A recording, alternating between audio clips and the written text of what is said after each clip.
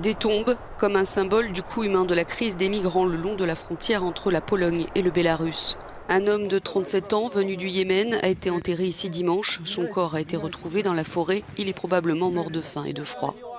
Éviter que d'autres personnes suivent le même chemin, c'est l'objectif de la mission du service extérieur de l'Union européenne. Elle est attendue à Minsk, au Bélarus, pour faciliter le rapatriement des 2000 exilés. Des discussions techniques, pas des négociations, souligne le chef de la diplomatie européenne, qui travaille sur deux fronts, aide humanitaire et sanctions. Nous sommes prêts à prendre davantage de sanctions contre les compagnies aériennes, les aéroports, les bureaux de voyage, peu importe, tous ceux qui participent à ce trafic d'êtres humains. Mais maintenant, le problème le plus important n'est pas l'afflux. Le problème est de prendre en charge ces personnes. Nous devons fournir une aide humanitaire. Les 4 membres du groupe de Visegrad ont exprimé leur solidarité avec la Pologne, accusant le Bélarus de canaliser les migrants vers sa frontière. Mais pour la Hongrie, les politiques européennes sont aussi responsables de cette situation de crise.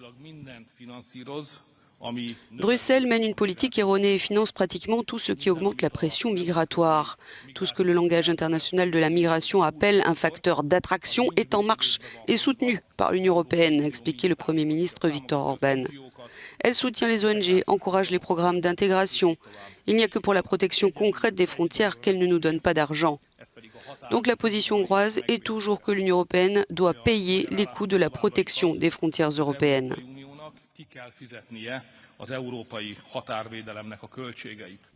Selon Varsovie, la situation sur le terrain reste tendue. Des groupes importants de migrants tentent de passer en Pologne et continuent de jeter des pierres sur les gardes-frontières polonais.